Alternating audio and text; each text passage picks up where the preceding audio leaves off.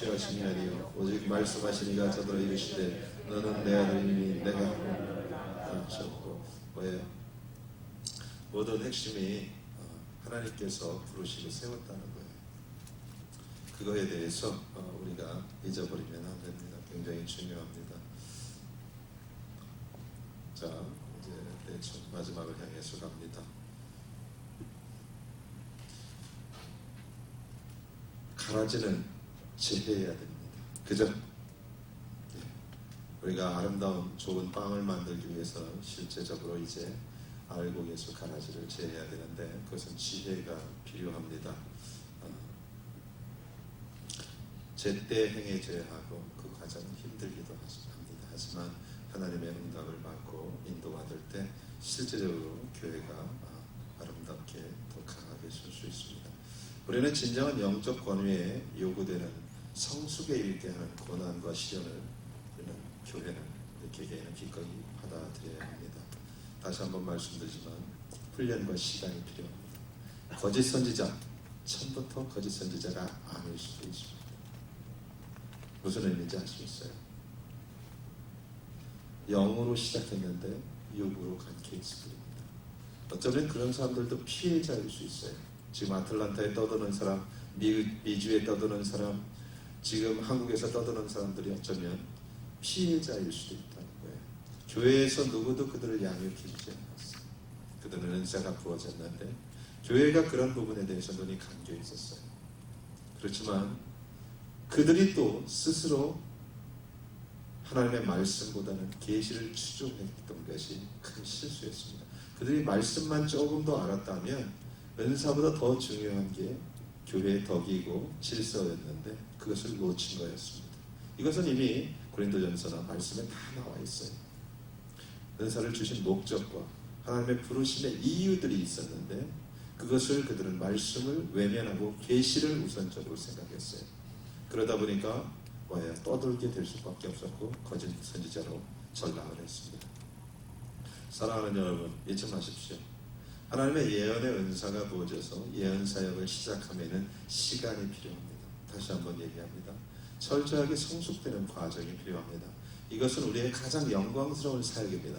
다시 한번 말씀드리지만 이 마지막 때의 예언 사역은 가장 영광스러운 사역이 될 것입니다. 교회를 세우고 도시를 세우고 무너진 것을 세우고 이 땅의 미래에 대해서 하나님의 말씀을 선포하는 굉장히 중요한 사역이 됩니다.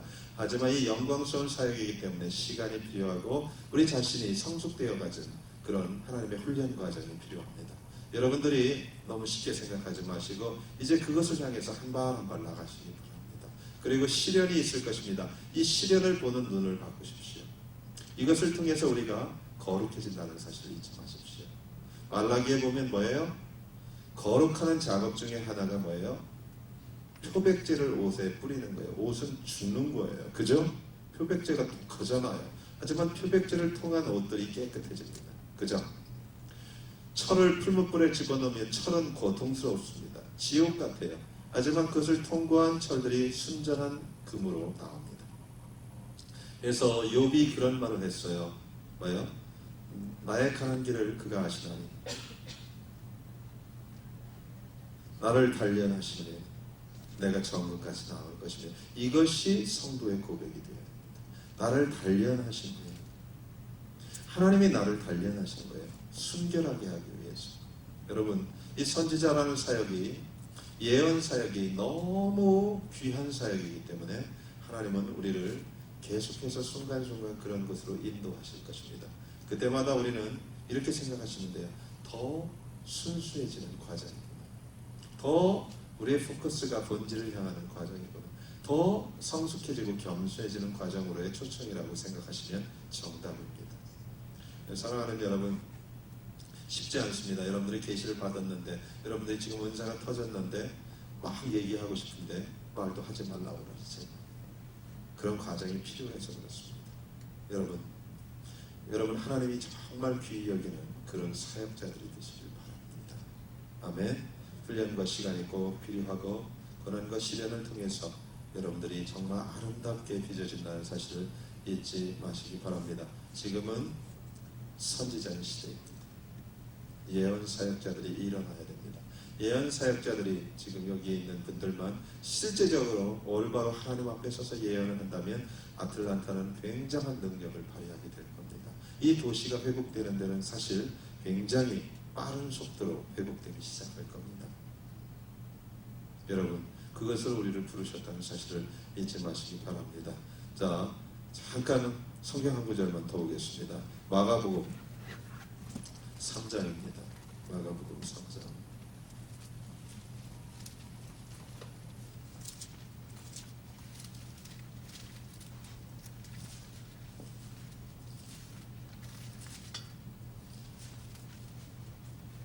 (13절에서 19절) 같이 읽을까요? 시작. 또 산에 오르사 자기의 원하는 자들을 부르시니 나온지라. 이에 12를 세우셨으니 이는 자기와 함께 있게 하시고 또 구원하사 전도도 하며 귀신을 내어 쫓는 권세도 있게 하려 하시니라.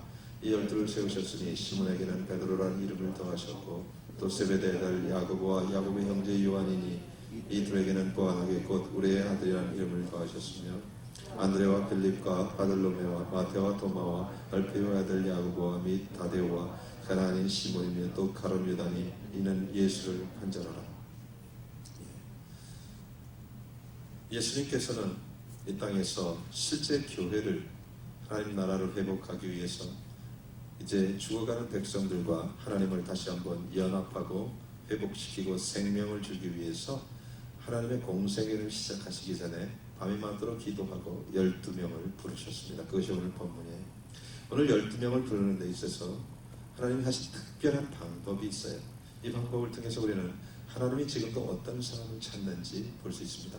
예수님께서 특별히 밤이 많도록 기도하고 본인의 그 하나님 나라의 원대한 그 위대한 영광스러운 일을 위해서 12명을 부르시기 전에 기도한 후에 오늘 성경은 이렇게 해요. 자기가 원하는 자들을 찾으셨다고 그래요. 하나님이 부르셨다는 거예요. 무슨 말인지 아세요? 하나님이 원하는 자들을 부르셨습니다. 그것이 12제자입니다. 하나님이 원하는 자들의 특징이 있었어요. 그죠? 12명의 특징이 뭐였어요? 예?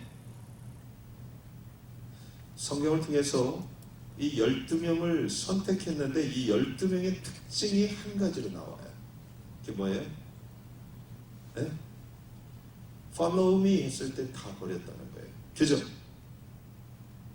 12명은 절대적으로 예수님의 한마디에 다 순종을 했어요. 가족과 배와 부모를 동시에 버렸어요. 그죠? 그런 사람들이 하나님의 마음에 합하되었어요. 글쎄 생각을 좀 해보고요. 기도 조금 더 해봐야겠는데요. 응답을 받아야죠. 하나 정리를 좀 할 게 있다니까요. 이런 사람이 하나도 없었어요. 이 12명의 특징이 있다면 예수님이 나를 따라와 그랬더니 그냥 다 왔어요. 뒷말이 없었어요. 그들에게는 흠이 많았어요. 그죠? 쫓으면서 실패도 했어요. 그리고 예수님을 파먹기도 했어요. 그렇지만 그들의 출발점은 예수님의 마음에 드는 사람이었는데 출발점은 100% 순종한 사람들이었다는 거예요. 그들의 가장 중심이 마음이 뭐야? 하나님께 간 자들이에요. 순종이라는 것은 그런 거예요. 주님은 지금도 마음을 보십니다. 그래서 성경에 보면 나를 전심으로 찾고 찾는 자들 내가 만나주겠다 그래요. 전심이라는 게 뭐예요? 전두환의 마음입니까? 이심 전심 이순자의 마음과 전두환의 마음은 하나다. 뭐 이런 우리 고사성어에 들어있는데 이거 진짜 전 대통령 정말 뭐 이거 우스갯소리니까 하는 거거든요. 전심으로 주님을 찾는 거예요. 그죠?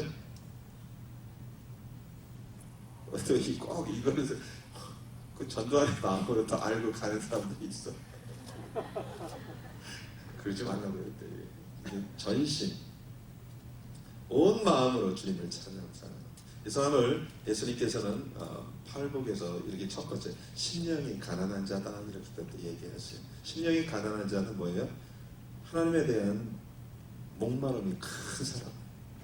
한마디로 얘기하면 하나님에 대해서 거지 같은 마음을 가지고 있는 사람. 거지의 특징은 뭐야? 먹어도 배고파. 이게 심령이 가난한 자들이라는 말의 의미예요. 거지의 마음을 가졌어. 하나님에 대해서, 하나님의 영광에 대해서. 근데 이번에도 이렇게 보니까